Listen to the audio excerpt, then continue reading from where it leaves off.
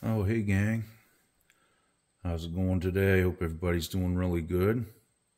Uh, just had a guitar come in for repair here. This belongs to a good friend of my dad, and this guy bought this in 1972. What you're looking at here is a Gibson Heritage. These were made between 1965 and 1980 or 82, something like that. The ones that are pre-67, they used Brazilian rosewood instead of Indian rosewood. So anything past 67 supposedly is Indian rosewood instead of Brazilian, from what I've discovered. I can remember this guitar since I was a little kid. I mean, this guy used to come play this guitar in my father's living room with him, and I'd be sitting on the floor. I mean, I knew what everybody's guitar was and what it looked like, and so he's had this for a long time, over 50 years, and it's seen some hard times, and it's got some damage, so we're going to do what we can to fix it. So the first thing I'm going to do is I'm going to take you out of the camera stand here and show you what we got to address.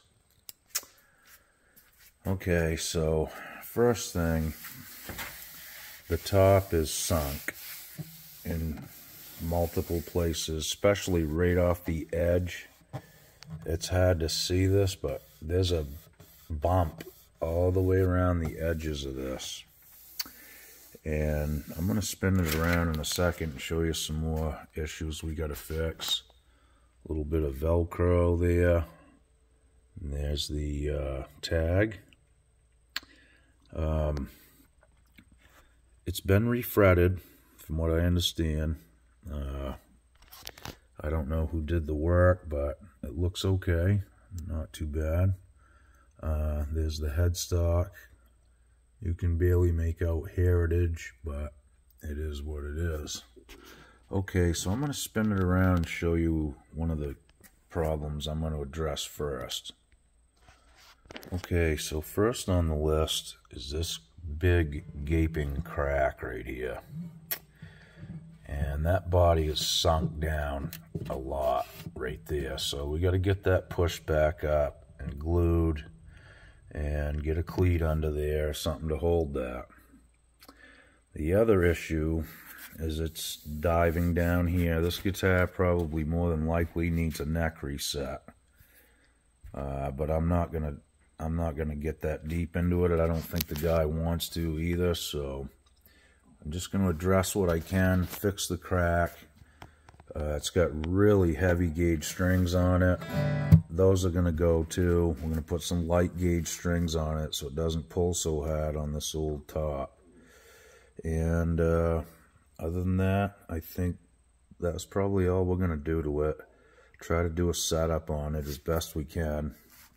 As you can see, the saddle's been filed down about as far as I'd want to go, but the neck does it does take a dive, so I'll just kind of show you so you can get a little idea of what we're looking at here. And that could be hard to see on camera, but it needs to be straightened, and the action gets quite high down by the 12th fret here. I mean, I'm not even going to pull a rule out. We're talking at least 1/8 of an inch, probably 1/4 in spots. It's bad. So this is diving into the top, of course. Somebody did attempt. They put a big brace across here. It's like, it's huge.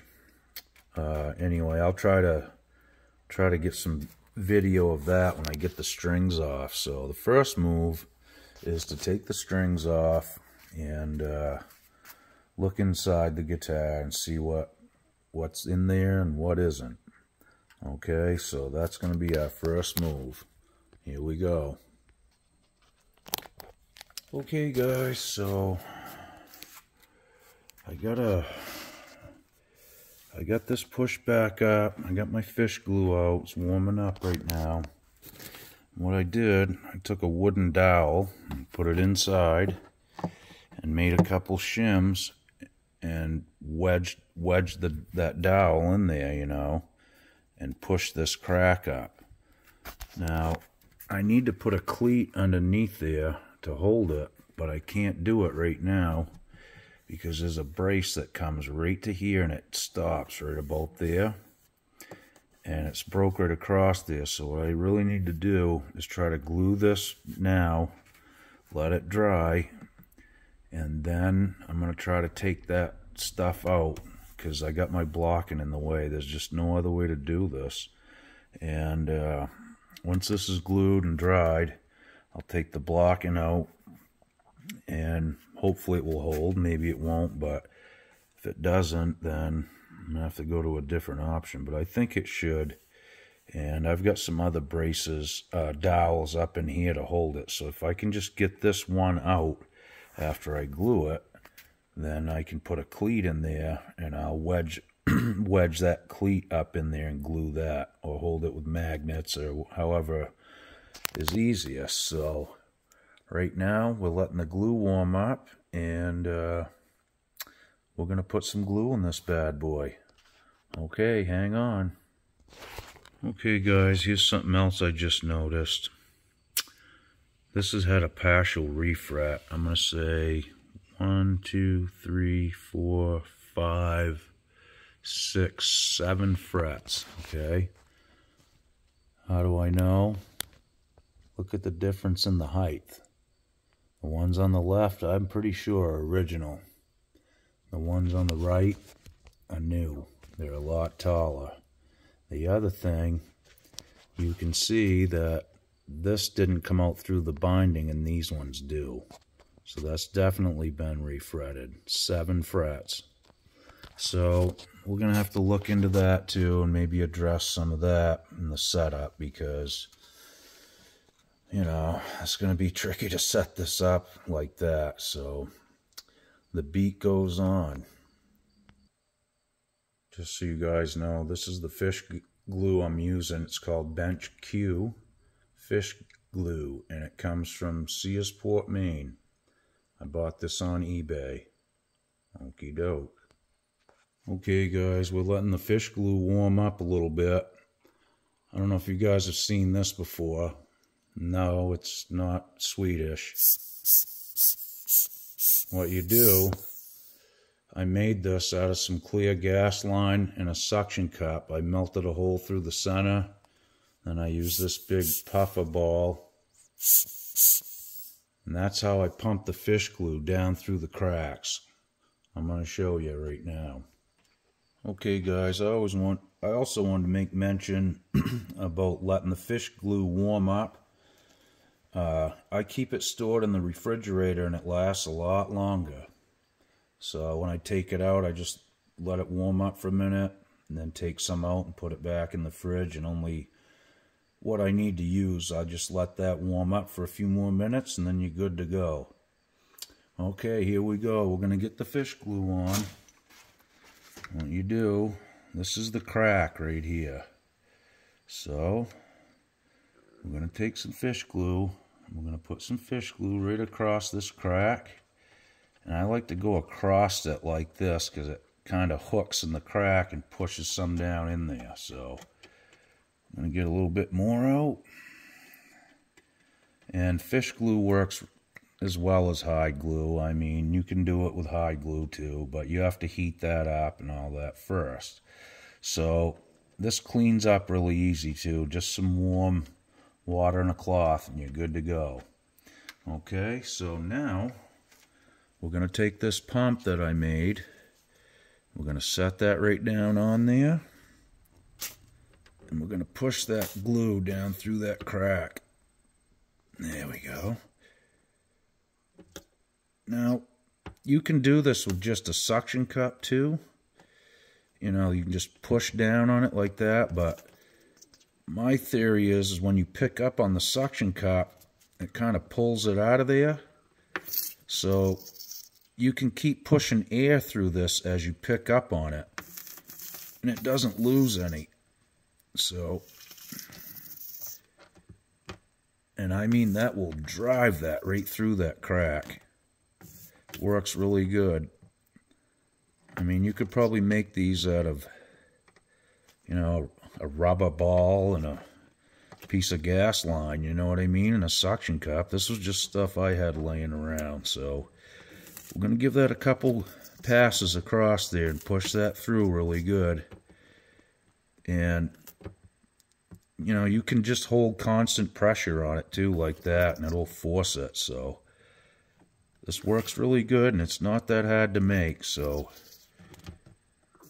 there we go. Okay, I'm going to call that good. And I'm going to get a wet cloth, and we're going to just clean that up right now. Okay? Okay, we're just going to wipe that fish glue off. Get that cleaned up right now while we can. And I'm just wiping beside each side of the crack. I'm not really trying to wipe any out of it right now. And, you know, after the fact, this cleans up really easy, so you can clean up any residual that's left on the outside. So for now, that's what we're going to do. We're going to leave that right there. Whoops, sorry guys. We got camera stand problems here. Sorry about that. I think for now, what we're going to do is just leave that. And we're going to let that sit. You can see the glue's in it. I'll do a little bit more cleanup on that. And we're going to put a pin in that one for now, because it really needs to set up right. And until it does, I can't really do anything else. So stay tuned, guys. Part 2 will be coming up. I'll let that sit a good 24 hours. You know, 18 to 24 hours. I mean, this sets up pretty fast, but I want that to cure really good. And we should be in good shape after that. And this has already taken some of this dip out of the top, what I just did. I'm hoping this glue holds that in place. And I also put some wedges up across. Somebody put a great big brace across here, so I'm going to use it and brace up off it. And I tried to pick the top up some there too. Not because I'm gluing over here, I'm gluing here, but I want everything up where it can possibly be while I glue this. So if we move down across this way and try to do any more repairs if we have to, it might help us in the long run. Okay guys, thanks for checking this out. This is a really cool guitar and it sounds really, really sweet. I'll definitely play something for you when we get it done. Okie doke, be good, we'll see you soon.